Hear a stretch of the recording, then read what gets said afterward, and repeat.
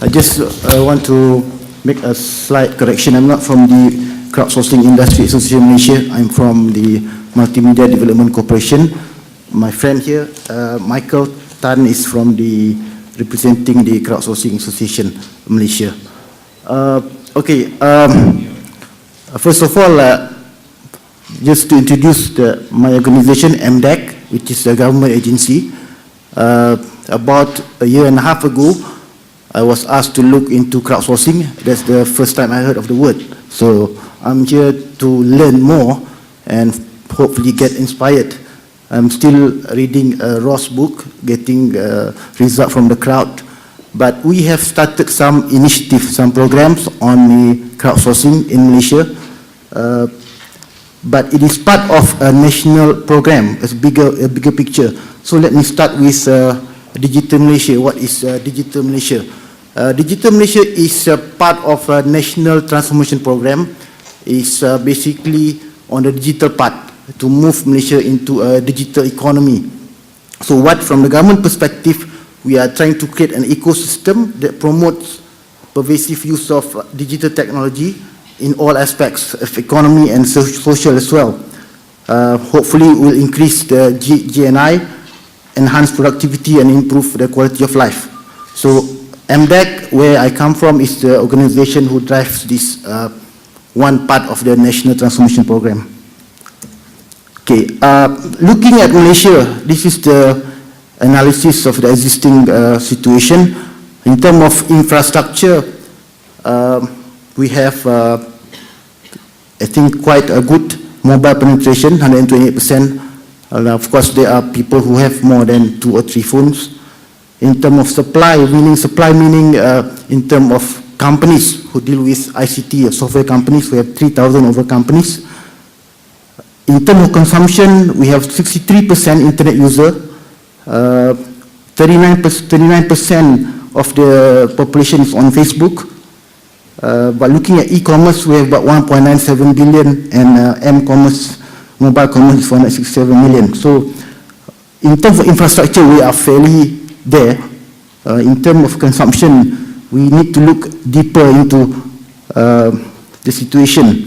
This is the BCG E-intensity score, the index. The index basically measures enablement, how well the infrastructure is built, and what is the access, availability of access.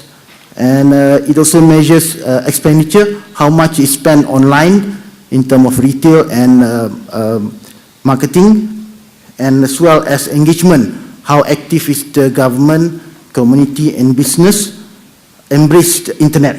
So we look, here is a very strong correlation between how digital the economy is and the GDP per capita. So Malaysia is somewhere here. From the components of the index, we notice that there are much room to improve in terms of the consumption part. The consumption part, we are merely a consumer. We are not producing anything from it. So our crowd is basically consuming for non-productive use of the internet. That is our findings. So under Digital Malaysia, what is the plan? What we're going to do moving forward? This is a big picture plan. It's not about the crowdsourcing yet, but I will come to that. The create new sources of income and revenue.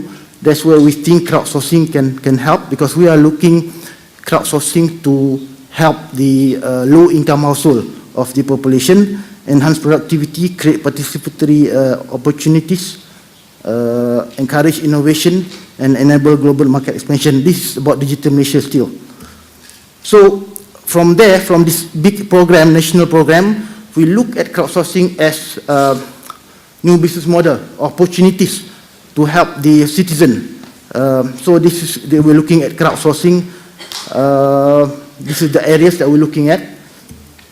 And okay, now I zoom into the project under Digital Malaysia, which is related to crowdsourcing. So this project is to create income for the low-income household, via crowdsourcing. So from the government point of view, we are looking at this crowd, we term it as B40. B40 is the bottom 40% of the population in terms of household income. So these are the B40. What we intend to do is to help them to earn additional income. So we believe that crowdsourcing may or can provide that kind of opportunities for this B40 group to engage in crowdsourcing activities. So from the government perspective, this is our project, and the component of this project include to identify and profile the low-income citizens, because we need to know what are their skills, what are their competency, so that we can match with the crowdsourcing task.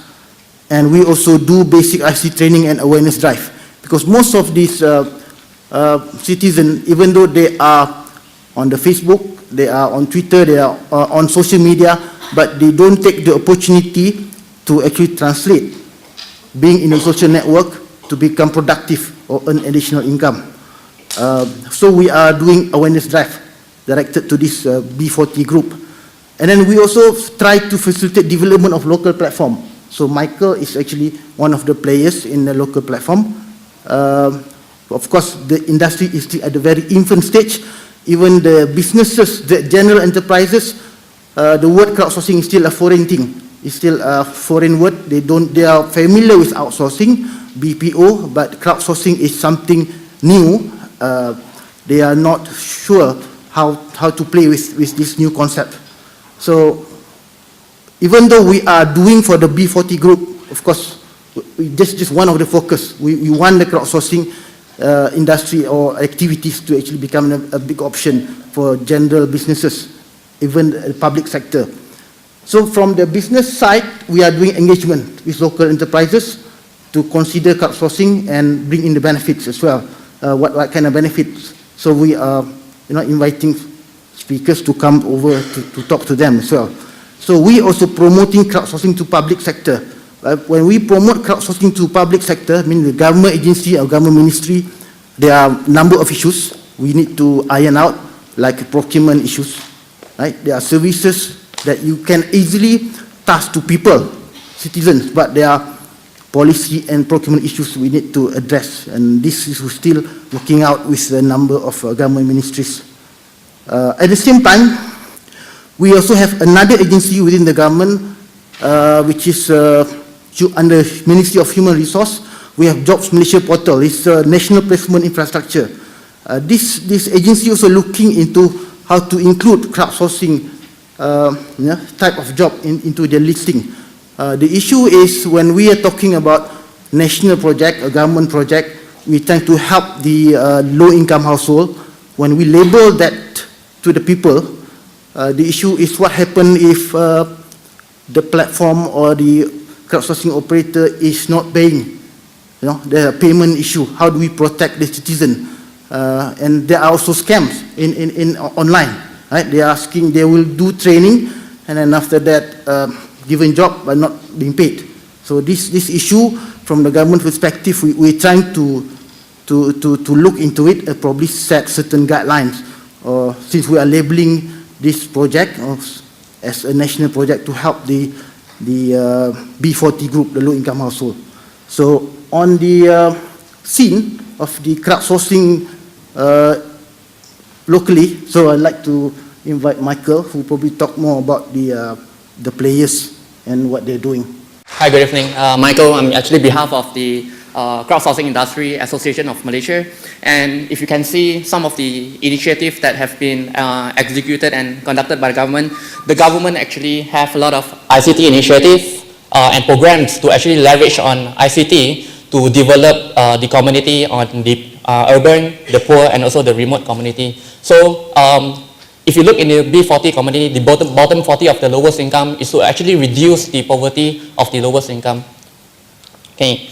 So Crowdsourcing Industry Association of Malaysia, the three main objectives of this association is to accelerate the crowdsourcing growth in Malaysia, and also to develop the ecosystem, and also to harness on the demand side. to serve as a focal point for all the stakeholders in regards to the supply side, in regards to the demand side, platform, and also community champions. It's also to create standards and of practice over time. So we are here on the association side to actually leverage on, to utilize existing infrastructure that we have in Malaysia. We have the telecenters that underutilized, and we thought that it would be actually wise to actually convert the centers to be an income generation center. And it's also to uplift, to exchange the capability of the supply side. So there are a lot of training programs that we have conducted at the rural and also suburban area to actually train them on the basic ICT usage. And in regards to the soft skills, we do time management, we do communication skills, and also other skills, especially on the job-specific training for them to perform the tasks that assigned by the demand side.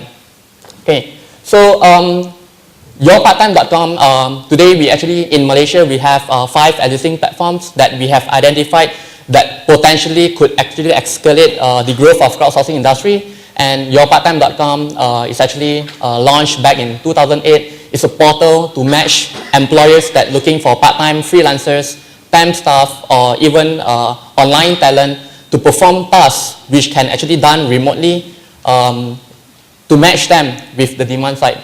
So some of the key offerings for yourparttime.com is on the professional job placement and talent management, and also training and people development in regards to the soft skills.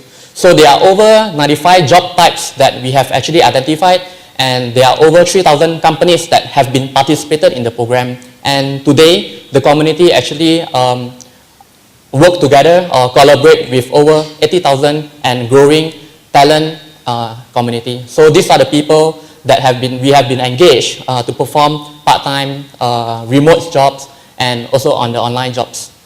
Okay, this is another platform that we have is on the EduSource, whereby it's a platform focusing on the education line. So it's actually on a very niche market because it's on education, and the crowd that we are talking about is on the teachers, lecturers, academic, and also on the pensioners. So what we do is we actually put them into the EduSource platform, and we also get the operator of platforms actually get in education content, having the crowd as the participant. So some of the positions types in terms of the tasks that we use over here for EduSource is on like riddles, jokes, games, question banks, online tutorial, exchange of forums, and also community moderator, video, photos, audios in regards to the education line.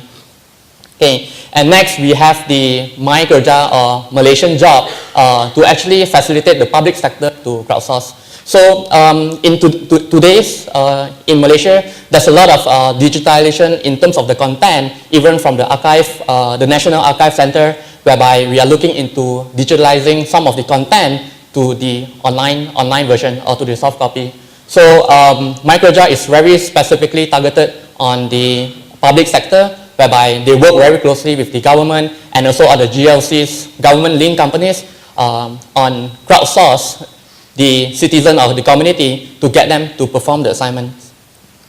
And last but not least, in terms of the another players that we have, Ikra Potensi, whereby it's a platform that overlooking on the rural area, and we are looking into facilitating and also reach out to the rural crowd on the awareness and also training of the ICT. So a lot of projects over here is actually for the community, by the community members, whereby we engage the community and also screen them, get them to be the community leaders to actually facilitate the program.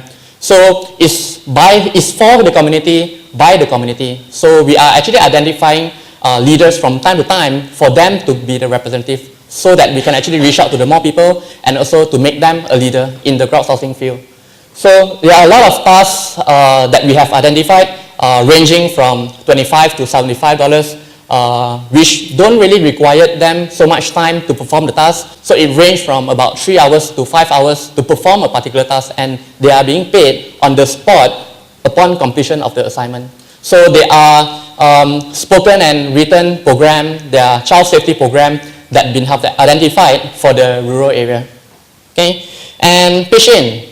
Pishin is one of the crowdfunding platforms that we have. In fact, this is one of the first that been launched in Malaysia about nine months ago.